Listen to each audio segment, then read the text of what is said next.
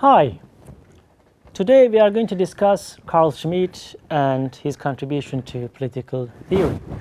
In the previous week we summarized Thomas Hobbes' philosophy, and today we are going to also emphasize the differences between Carl Schmitt and Thomas Hobbes. So, as we did last week, a little background on Carl Schmitt. Carl Schmitt appears to us as the author of some of the most searching works of political theory in the last century, books whose appeal has over time covered the political spectrum from left to the right. World War I was decisive for the formation of Schmitt's conception of the state. The realities of World War I shattered Schmitt's view of life, and he began to veer toward a starker political realism. For Schmitt, the realist, the state was governed by the ever-present possibility of conflict and antagonism rather than right. This conception of the state became the focal point for Schmitt's thinking. Convinced that the state is governed by the ever-present possibility of conflict, he held that resolute action was necessary to combat threats, for the state raison d'etre, or reason for being or reason to be, was to maintain its integrity in order to ensure order and stability. Given the threat of conflict and the uncertainty and the stress that this could engender, Schmitt focused his attention on crisis in a state of existence, or in a state's existence. A crisis, according to Schmitt, is more interesting than the rule, because it confirms not only the rule, but also its existence, which derives only from the exception. Thus, Schmitt's definition: sovereign is he who decides on the exception. In this critical moment, sovereign power reveals itself in its purest form.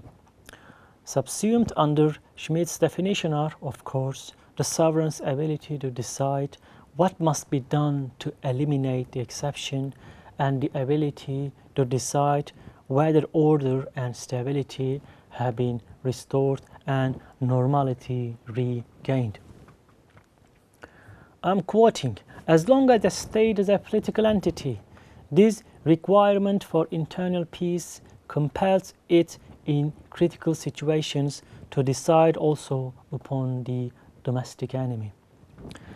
Because Carl Schmitt shared with his mentor Thomas Hobbes the belief that man is basically dangerous and that his primary goal is physical security, Schmitt opted for a strong state that would ensure order, stability, and peace. Abstracted from his numerous writings, especially those of the Weimar period, Schmitt's political theory can be summarized in the following propositions. By virtue of its possession of a monopoly on politics, the state is the only entity able to distinguish friend from enemy, and thereby demand of its citizens the readiness to die. The relationship between protection and obedience is central to Schmitt's thinking. So long as the sovereign is in the position to protect the subject, the latter is bound to obey. In this regard, too, Schmitt deserves to be called the Thomas Hobbes of the 20th century. So what is the importance of sovereignty in Schmitt's political theory? Schmitt's most important theme was that of sovereignty, that is, of the locus and the nature of agency that constitutes a political system. The first sentence of political theology is famous. It locates the realm in which Schmitt asserts the question of the centrality of sovereignty. Schmitt places the sentence as a complete initial paragraph in the body of the book. Sovereign is he who decides on the exception. For Schmitt, political sovereignty is the power to determine the enemy and declare war. The sovereign is the person who makes the decision. Schmidt is saying that it is in the essence of sovereignty both to decide what is an exception and to make the decisions appropriate to that exception. Indeed, that one without the other makes no sense at all. Political theology is thus a theory of sovereignty and an attempt to locate a state of emergency in a theory of sovereignty. The nature of the sovereign, he remarks in the preface, is the making of a genuine decision. Thus, it's not simply the making of a decision, but of a genuine decision that is central. The obvious question is what makes a decision genuine and not simply an emanation of a degenerate decisionism. Schmidt is never simply a decisionist, if by that one means simply that choice is necessary and any choice is better than none. What constitutes a genuine decision is a bit complex in Schmidt's thinking. To understand his position, one must realize why politics is not the same for Schmidt as the state, even if the most usual framework for the concretization of politics in modern times is associated with the state, or politics in modern times is what concerns the state. Schmidt writes, "Today, one can no longer define politics in terms of the state. On the contrary, what we can still call the state today must inversely be defined and understood from the political. Underlying the state is a community of people, necessarily not universal, a we that, as it defines itself, necessarily in opposition to that which it is not, presupposes and is defined by conflict. It derives its definition from the friend and enemy distinction. That distinction, the distinction between friend and enemy, is an us-them distinction, in which the us is of primary importance or primary and necessary importance. This claim is at the basis of Schmidt's rejection of what he calls liberal normativism. That is, of the assumption that a state can ultimately rest on a set of mutually agreed to procedures and rules that trump particular claims and necessities. Pluralism is thus not a condition on which politics and therefore eventually the state can be founded. For Schmidt, politics is not a debate club. It rests on the friend and enemy distinction, or more accurately, the distinction that makes politics possible. Politics is therefore different from economics, where one has competitors rather than friends and enemies, as it's different from debate, where one has discussion opponents. But what does the distinction between friend and enemy mean? First, for Schmidt, the distinction between friend and enemy is collective. He is talking about us versus them, not one individual versus another. Human society can thus never be made to rest on the determination and application of rules to individual situations. Decisions and judgments would always be necessary. Schmidt introduces the Latin distinction between hostis, a collective or public enemy, the root of hostile, of course, and inimicus, disliked, an individual and private adversary, the root of inimical. The political is founded on a distinction between friend, those on one side, and hostis, those on the other side. Private adversaries are not public enemies. The enemy, Schmidt notes, is hostis, not inimicus in the broader sense. So the enemy, Schmidt notes, is hostis, and this is what matters. Second, the distinction between friend and enemy is polemical. The friend and enemy distinction is always connected with the abiding potential for violence. One does not need to actually fight one's enemy, but the potential must always be there. The sole purpose of politics is not group conflict.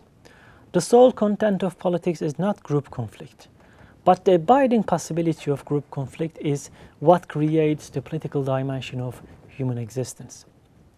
Third, the distinction between friend and enemy is existentially serious. Violent conflict is more serious than other forms of conflict because when things get violent, people die.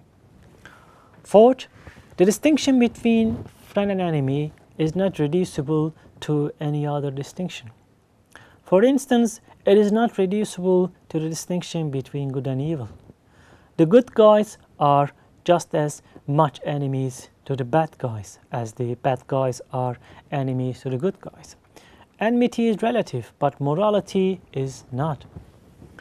Fifth, although the friend and enemy distinction is not reducible to any other distinctions and differences, religious, economic, or philosophical, all differences can become political if they generate the friend and enemy distinction. In sum, the ultimate root of the political is the capacity of human groups to take their differences so seriously that they will kill or die for them. It is important to note that Schmitt's concept of the political applies to internal as well as external politics. But what is the role of law in Schmitt's political theory? Schmitt insists that all law is situational law. What he means by this is that in actual lived human fact, it will always be the case that precisely at unpredictable situations, the power of real life breaks through the crust of a mechanism that has become torpid by repetition. Schmitt, in other words, requires that his understanding of law and politics respond to what it takes to be the fact of the ultimately unruly and unruled quality of human life. And if life can never be reduced to adequately understood by a set of rules, no matter how complex, then in the end, rule is of man and not of law, or rather that the rule of man must always existentially underlie the rule of law. For Schmitt, to pretend that one can have an ultimate rule of law is to set oneself up to be overtaken by events at some unpredictable but necessarily occurring time, and it is to lose the human element in and out of the world. Thus for Schmitt, the state is not co-founded with the legal order, and in exceptional situations, the juristic order that prevails is not of the ordinary kind. The point, therefore, of this notion of sovereignty, ultimately constrained by formal rules, is to create a juridical order under conditions of anarchy and chaos. The sovereign must decide both that a situation is exceptional and what to do about the exception in order to be able to create a political and juridical order, or in order to be able to create or recover a juridical order when the existing one is threatened by chaos. What would be wrong with at least trying to rest human affairs on the rule of law? Schmitt finds two major problems. The first comes from the epistemological relationship between the exception and the norm. Sovereignty is what Schmitt calls a limiting or border concept. It thus looks in two directions, marking the line between that which is subject to law, where sovereignty reigns, and that which is not, potentially the space of the exception. To look only to the rule of law would be to misunderstand the nature and the place of sovereignty. For Schmitt, we only understand the nature of sovereignty or the nature of the juridical order by understanding sovereignty, that is, understanding that which opens on to the province of the exception.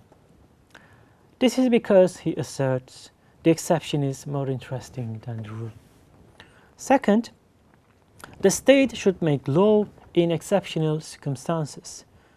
Thus, to insist on the rule of law leads to depoliticization. But what is depoliticization? Today, nothing is more modern than onslaught against the political. There must be There must no longer be political problems, only organizational and economic sociological ones. The decline or disappearance of the political is always for Schmitt a political matter.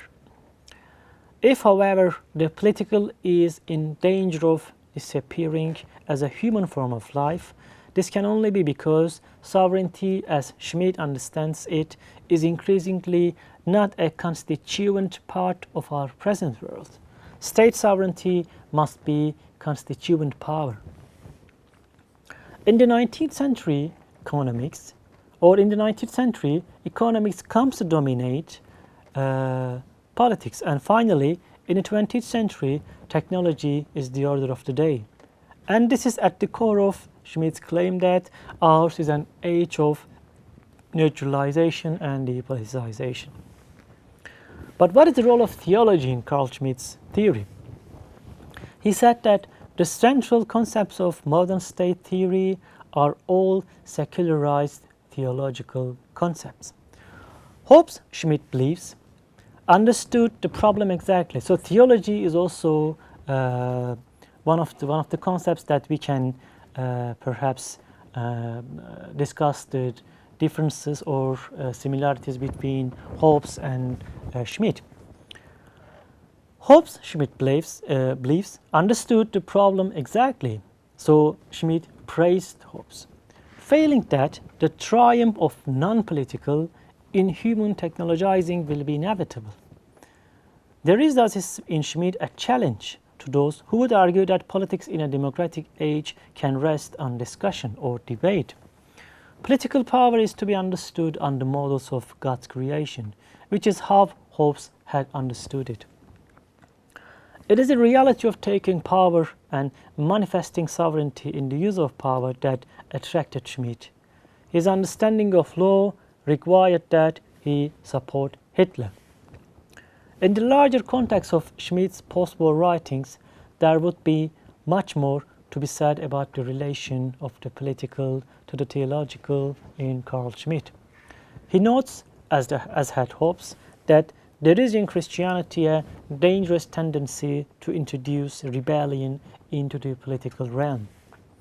Hobbes and Hegel, in particular, try to tame this tendency and make use of it in the political realm by linking religion to the state. Schmitt's approval is strong. They are what he calls katekontes, defined by St. Paul in 2 of Thessalonians, as those who hold back the apocalypse. Thus for Schmitt, those who slow down the complete neutralization of what is important about religion for the state. The sovereign should also act as a katechon in order to delay the apocalypse. So in today's lesson, we attempted to summarize Carl Schmitt's philosophy and writings and his contributions to political theory. We simply argued that according to Carl Schmitt, the exception is more interesting than the rule, because it's only in exception that a sovereign can make a genuine decision. We also argued that Schmitt's state sovereignty does not require a pure state of law, because according to Carl Schmitt, all law is situational. So thanks for listening.